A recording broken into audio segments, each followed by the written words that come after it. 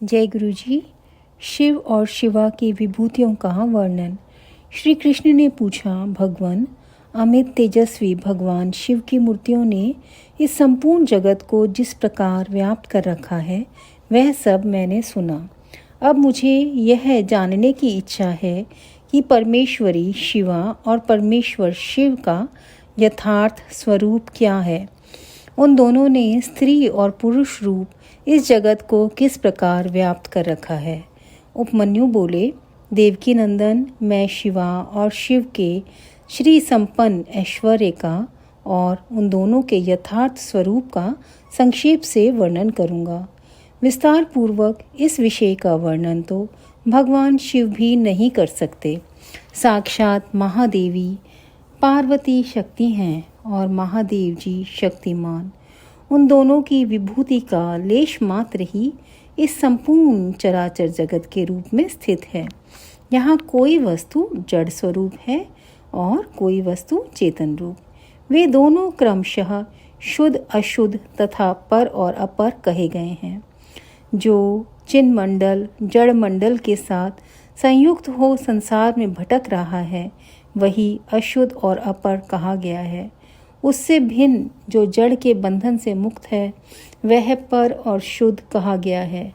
अपर और पर चिद स्वरूप है। इन पर स्वभावतः शिव और शिवा का स्वामित्व है। शिवा और शिव के ही वश में यह विश्व है। विश्व के वश में शिवा और शिव नहीं हैं। यह जगत शिव और शिवा के शासन में है, इसलिए वे दोनों इसके ईश्वर या विश्वेश्वर कहे गए हैं। जैसे शिव हैं वैसी शिवा देवी हैं तथा जैसी शिवा देवी हैं वैसे ही शिव हैं। जिस तरह चंद्रमा और उसकी चांदनी में कोई अंतर नहीं है, उसी प्रकार शिव और शिवा में कोई अंतर ना समझें। जैसे चंद्रिका के बिना ये चंद्रमा सुशोभित नहीं होते, उसी प्रकार शिव विद्यमान होने पर भी शक्ति के बिना सुशोभित नहीं होते। जैसे ये सूर्यदेव कभी प्रभा के बिना नहीं रहते और प्रभा भी उन सूर्यदेव के बिना नहीं रहती, निरंतर उनके आश्रय ही रहती है, उसी प्रकार शक्ति और शक्तिमान को सदा एक दूसरे की अपेक्षा होती है। ना तो शिव के बिना शक्ति रह सकती है और ना शक्ति के बिना शिव। जिसके द्वारा शिव सदा देहधारियों को भोग और मोक्ष देने में समर्थ होते हैं, वह आदि अद्वितीय चिन्मयी पराशक्ति शिव के ही आश्रित है। ज्ञानी पुरुष उसी शक्ति को सर्वेश्वर परमात्मा शिव के अनुरूप उन अलौकिक गुणों के कारण उनकी समधर्मिणी कहते हैं। वह एकमात्र चिन्मयी पराशक्ति सृष्टि धर्मिणी है। वही शिव की इच्छा से विभाग पूर्वक नाना प्रकार के विश्व की रचना करती है। वह शक्ति मूल प्रकृति, माया और त्रिगुणा तीन प्रकार की बताई गई है। उस शक्ति रूपिणी शिवा ने ही इस जगत का विस्तार किया है। व्यवहार भेद से शक्तियों के 1, 2, 100, 1000 एवं बहुसंख्यक भेद हो जाते हैं। शिव की इच्छा से पराशक्ति शिव तत्व के साथ एकता को प्राप्त होती है। तब से कल्प के आदि में उसी प्रकार सृष्टि का प्रादुर्भाव होता है जैसे तिल से तेल का। तदंतर शक्तिमान से शक्ति में क्रियामयी शक्ति प्रकट होती है। उसके विशुद्ध होने पर आदिकाल में पहले नाद की उत्पत्ति हुई, फिर नाद से बिंदु का प्राकट्य हुआ और बिंदु से सदाशिव देव का। उन सदाशिव से महेश्वर प्रकट हुए और महेश्वर से शुद्ध विद्या। वह वाणी की ईश्वरी हैं। इस प्रकार त्रिशूलधारी महेश्वर से वागीश्वरी नामक शक्ति का प्रादुर्भाव हुआ, जो वर्णों और अक्षरों के रूप में विस्तार को प्राप्त होती है और मातृका कहलाती हैं। तदंतर अनंत के समावेश से माया ने काल, नियति, कला और विद्या की सृष्टि की। कला से राहु तथा पुरुष हुए, फिर माया से ही त्रिगुणात्मिका अव्यक्त प्रकृति हुई उस त्रिगुणात्मक अव्यक्त से तीनों गुण पृथक पृथक प्रकट हुए। उनके नाम हैं सत्व, रज और तम। इनसे यह संपूर्ण जगत व्याप्त है। गुणों में शोभ होने पर उनसे गुणेश नामक 3 मूर्तियां प्रकट हुई। साथ ही महत आदि तत्वों का क्रमशः प्रादुर्भाव हुआ।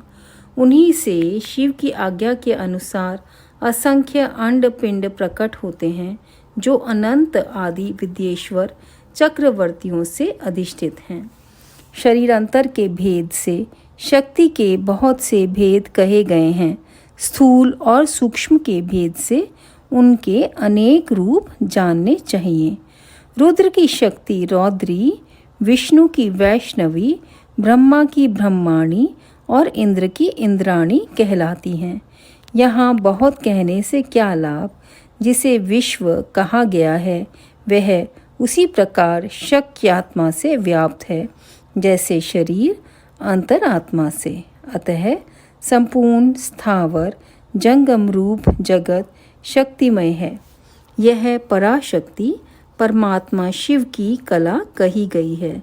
इसी तरह यह पराशक्ति ईश्वर की इच्छा के अनुसार चलकर चराचर जगत की सृष्टि करती है। ऐसा विज्ञ पुरुषों का निश्चय है। ज्ञान, क्रिया और इच्छा, अपनी इन 3 शक्तियों द्वारा शक्तिमान ईश्वर सदा संपूर्ण विश्व को व्याप्त करके स्थित होते हैं। यह इस प्रकार हो और यह इस प्रकार ना हो, इस तरह कार्यों का नियमन करने वाली महेश्वर की इच्छा शक्ति नित्य है। उनकी जो ज्ञान शक्ति है वह बुद्धि रूप होकर कार्य, करण, कारण और प्रयोजन का ठीक ठीक निश्चय करती है, तथा शिव की जो क्रिया शक्ति है वह संकल्प रूपणी होकर उनकी इच्छा और निश्चय के अनुसार कार्य रूप संपूर्ण जगत की क्षण भर में कल्पना कर देती है। इसी प्रकार तीनों शक्तियों से जगत का उत्थान होता है। प्रसव धर्म वाली जो शक्ति है वह पराशक्ति से प्रेरित होकर ही संपूर्ण जगत की सृष्टि करती है। इस तरह शक्तियों के संयोग से शिव शक्तिमान कहलाते हैं। शक्ति और शक्तिमान से प्रकट होने के कारण यह जगत शाक्त और शैव कहा गया है। जैसे माता पिता के बिना पुत्र का जन्म नहीं होता, उसी प्रकार भव और भवानी के बिना इस चराचर जगत की उत्पत्ति नहीं होती। स्त्री और पुरुष से प्रकट हुआ जगत स्त्री और पुरुष रूप ही है। यह स्त्री और पुरुष की विभूति है, अतः स्त्री और पुरुष से अधिष्ठित है। इनमें शक्तिमान पुरुष रूप शिव तो परमात्मा कहे गए हैं और स्त्री रूपिणी शिवा उनकी पराशक्ति। शिव सदा शिव कहे गए हैं और शिवा मनोन्मनी। शिव को महेश्वर जानना चाहिए और शिवा माया कहलाती है। परमेश्वर शिव पुरुष हैं और परमेश्वरी शिवा प्रकृति। महेश्वर शिव रुद्र हैं और उनकी वल्लभा शिवा देवी रुद्राणी। विश्वेश्वर देव विष्णु हैं और उनकी प्रिया लक्ष्मी। जब सृष्टिकर्ता शिव ब्रह्मा कहलाते हैं तब उनकी प्रिया को ब्रह्माणी कहते हैं। भगवान शिव भास्कर हैं और भगवती शिवा प्रभा। काम नाशन शिव महेंद्र हैं और गिरिराज नंदिनी उमा शची। महादेव जी अग्नि हैं और उनकी अर्धांगिनी उमा स्वाहा। भगवान त्रिलोचन यम हैं और गिरिराज नंदिनी उमा यम प्रिया। भगवान शंकर निरतृति हैं और पार्वती नैरतृति। भगवान रुद्र वरुण हैं और पार्वती वारुणी। चंद्रशेखर शिव वायु हैं और पार्वती वायु प्रिया। शिव यक्ष हैं और पार्वती रिद्धि। चंद्रार्ध शेखर शिव चंद्रमा है और रुद्र वल्लभा उमा रोहिणी। परमेश्वर शिव ईशान है और परमेश्वरी शिवा उनकी पत्नी। नागराज अनंत को वलय रूप में धारण करने वाले भगवान शंकर अनंत हैं और उनकी वल्लभा शिवा अनंता। काल शत्रु शिव कालाग्नि रुद्र हैं और काली कालांतक प्रिया हैं, जिनका दूसरा नाम पुरुष है। ऐसे स्वयंभू मनु के रूप में साक्षात शंभु ही हैं और शिव प्रिया उमा शतरूपा हैं। साक्षात महादेव दक्ष हैं और परमेश्वरी पार्वती प्रसूति। भगवान भव रुचि हैं और भवानी को ही विद्वान पुरुष आकुति कहते हैं। महादेव भृगु हैं और पार्वती ख्याति। भगवान रुद्र मरीचि हैं और शिव वल्लभा संभूति। भगवान गंगाधर अंगिरा हैं और साक्षात उमा स्मृति। चंद्रमौली पुलस्य हैं और पार्वती प्रीति। त्रिपुरनाशक शिव पुला हैं और पार्वती ही उनकी प्रिया हैं। यज्ञ विध्वंसी शिव कृतु कहे गए हैं और उनकी प्रिया पार्वती संति। भगवान शिव अत्रि हैं और साक्षात उमा अनसुईया। कालहंता शिव कश्यप हैं और महेश्वरी उमा देव माता अदिति। कामनाशन शिव वशिष्ठ हैं और साक्षात देवी पार्वती अरुंधति। भगवान शंकर ही संसार के सारे पुरुष हैं और महेश्वरी शिवा ही संपूर्ण स्त्रियां। अतः सभी स्त्री और पुरुष उन्हीं की विभूतियां हैं। भगवान शिव विषय हैं और परमेश्वरी उमा विषय। जो कुछ सुनने में आता है वह सब उमा का रूप है और श्रोता साक्षात भगवान शंकर हैं। जिसके विषय में प्रश्न या जिज्ञासा होती है उस समस्त वस्तु समुदाय का रूप शंकर वल्लभा शिवा स्वयं धारण करती हैं तथा पूछने वाला जो पुरुष है वह बाल चंद्रशेखर विश्वात्मा शिवरूप ही हैं। वह वल्लभा उमा ही दृष्टव्य वस्तुओं का रूप धारण करती हैं और दृष्टा पुरुष के रूप में शशिखंड मौली भगवान विश्वनाथ ही सब कुछ देखते हैं। संपूर्ण रस की राशि महादेवी हैं और उस रस का आस्वादन करने वाले मंगलमय महादेव हैं। प्रेम समूह पार्वती हैं और प्रियतम विश्वभोजी शिव हैं। देवी महेश्वरी सदा मंतव्य वस्तुओं का स्वरूप धारण करती हैं और विश्वात्मा महेश्वर महादेव उन वस्तुओं के मनता मतलब मनन करने वाले हैं। भव वल्लभा पार्वती बौद्धव्य जानने योग्य वस्तुओं का स्वरूप धारण करती हैं और शिशु शशि शेखर भगवान महादेव ही उन वस्तुओं के ज्ञाता हैं। सामर्थ्यशाली भगवान पिनाकी संपूर्ण प्राणियों के प्राण हैं और सबके प्राणों की स्थिति जल रूपिणी माता पार्वती हैं। त्रिपुरांतक पशुपति की प्राण वल्लभा पार्वती देवी जब क्षेत्र का स्वरूप धारण करती हैं तब काल के भी काल भगवान महाकाल क्षेत्रज्ञ रूप में स्थित होते हैं। शूलधारी महादेव जी दिन हैं तो शूलपाणी प्रिया पार्वती रात्रि। कल्याणकारी महादेव जी आकाश हैं और शंकर प्रिया पार्वती पृथ्वी। भगवान महेश्वर समुद्र हैं तो गिरिराज कन्या शिवा उसकी तट भूमि है। वृषभ ध्वज महादेव वृक्ष हैं तो विश्वेश्वर प्रिया उमा उस पर फैलने वाली लता है। भगवान त्रिपुरनाशक महादेव संपूर्ण पुल्लिंग रूप को स्वयं धारण करते हैं और महादेव मनोरमा देवी शिवा सारी स्त्रीलिंग रूप धारण करती हैं। शिव वल्लभा शिवा समस्त शब्द जाल का रूप धारण करती हैं और बाल इंदु शिखर शिव संपूर्ण अर्थ का। जिस पदार्थ की जो जो शक्ति कही गई है वह शक्ति तो विश्वेश्वरी देवी शिवा हैं और वह सारा पदार्थ साक्षात महेश्वर हैं जो सबसे परे हैं, जो पवित्र हैं, जो पुण्यमय हैं तथा जो मंगल रूप हैं। उस वस्तु को महाभाग महात्माओं ने उन्हीं दोनों शिव पार्वती के तेज से विस्तार को प्राप्त हुई बताया है। जैसे जलते हुए दीपक की शिखा समूचे घर को प्रकाशित करती है, उसी प्रकार शिव पार्वती का यह तेज व्याप्त होकर संपूर्ण जगत को प्रकाश दे रहा है। ये दोनों शिवा और शिव सर्वरूप हैं, सबका कल्याण करने वाले हैं।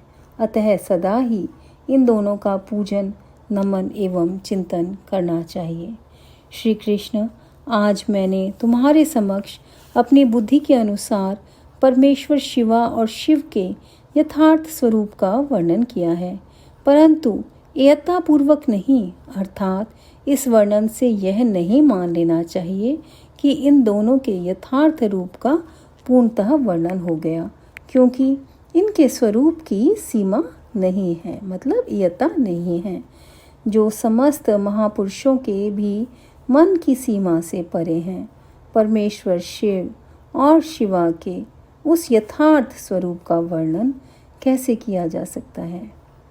कितना सुंदर है ये कि उनका यथार्थ स्वरूप पता ही नहीं हमें, जिन्होंने अपने चित्त को महेश्वर के चरणों में अर्पित कर दिया है तथा जो उनके अनन्य भक्त हैं, उनके ही मन में वे आते हैं और उन्हीं की बुद्धि में आरूढ़ होते हैं। दूसरों की बुद्धि में वे आरूढ़ नहीं होते। यहाँ मैंने जिस विभूति का वर्णन किया है वह प्राकृत है, इसलिए अपरा मानी गई है। इससे भिन्न जो अप्राकृत एवं परा विभूति है वह गुह्य है। उनके गुह्य रहस्य को जानने वाले पुरुष ही उन्हें जानते हैं। परमेश्वर की यह अप्राकृत परा विभूति वह है जहाँ से मन और इंद्रियों सहित वाणी लौट आती है। परमेश्वर की वही विभूति यहाँ परम धाम है, वही यहाँ परम गति है और वही यहाँ पराकाष्ठा है। जो अपने श्वास और इंद्रियों पर विजय पा चुके हैं वे योगी जन ही उसे पाने का प्रयत्न करते हैं।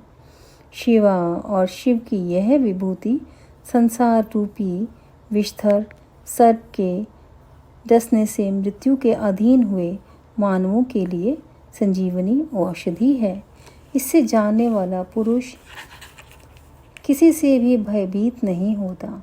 जो इस परा और अपरा विभूति को ठीक ठीक जान लेता है वह अपरा विभूति को लांघ कर परा विभूति का अनुभव करने लगता है।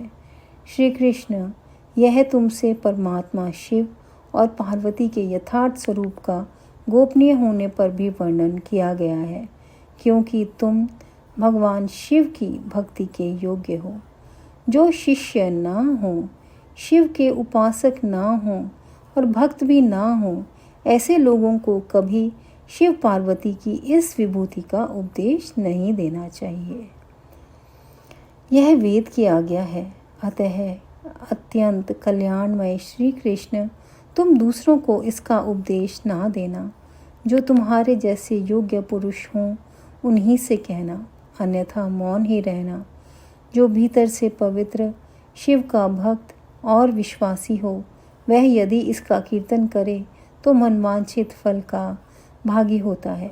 यदि पहले के प्रबल प्रतिबंधक कर्मों द्वारा प्रथम बार फल की प्राप्ति में बाधा पड़ जाए तो भी बारंबार साधन का अभ्यास करना चाहिए।